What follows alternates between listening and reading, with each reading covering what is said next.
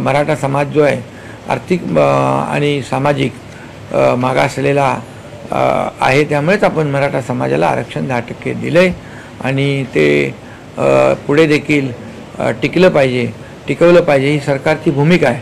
आणि त्या उपर देखील ज्या काही सूचना येतील त्या सूचना देखील सरकार लक्षात घेईल, परंतु जे योग्य आहे, कायदेशीर आहे, जे नियमात बसणार आहे अशा प्रकारची जी काही मागणी असेल त्या बाबतीत सरकार आजही सकारात्मक आहे। आमची देखील आणि मुख्यमंत्री महोदयांची आमची चर्चाही झाली की जे काही देणं शक्य आहे पण कायद्याच्या चौकटीत बसून, नियमामध्ये बसून, कुणाचंही आरक्षण कमी न करता, कुणाचंही नुकसान न करता जे काही देणं शक्य आहे ते त्याच्याबद्दल सरकार सकारात्मक। रंगेचं म्हणणं की गोळ्या झाडल्या तरी हटणार नाही, मात्र एकच दिवसाचं त्यांना आंदोलन करण्यासाठी मुभा देण्यात आली।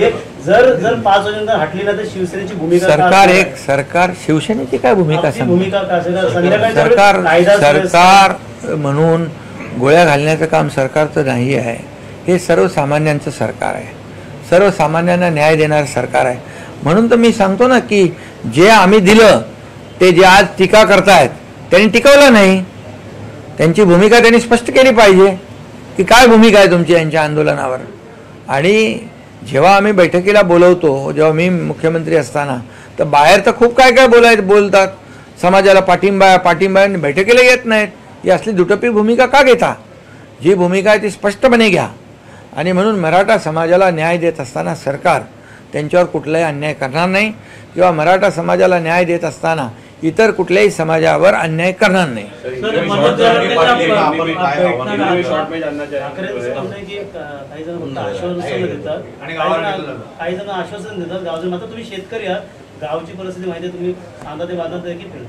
अरे जे आरोप करतायत त्यांनी पहिले स्वतःच्या गिरेबांमध्ये झाकून बघावं।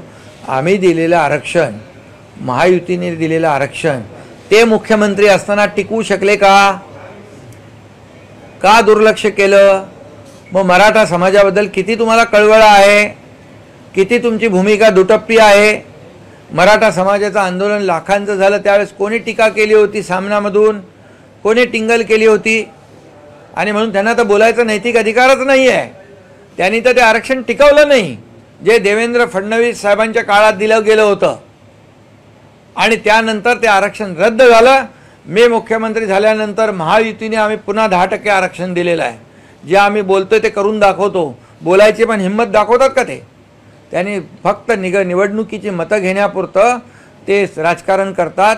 या ठिकाणी 5000 अधिसंख्य पदं, 5000 लोकांना नोकऱ्या देण्याचं काम कोणी केलं? हिंमत आम्ही दाखवली।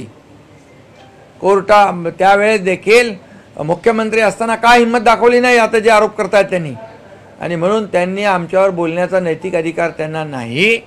ते सपसेल या मराठा समाजाच्या न्याय हक्कामध्ये अपयशी ठरलेले आहेत। दिवसभरातील घडामोडींचा आढावा घेण्यासाठी पाहत रहा N24 मराठी न्यूज चॅनल।